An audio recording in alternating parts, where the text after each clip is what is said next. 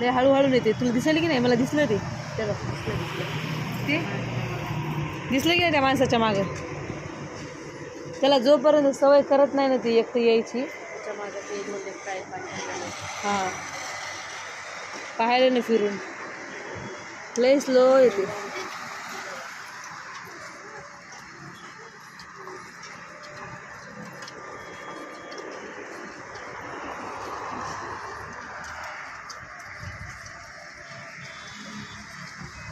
मग तुम्हाला अनिकेत दाखवतो. खूप माग आहे.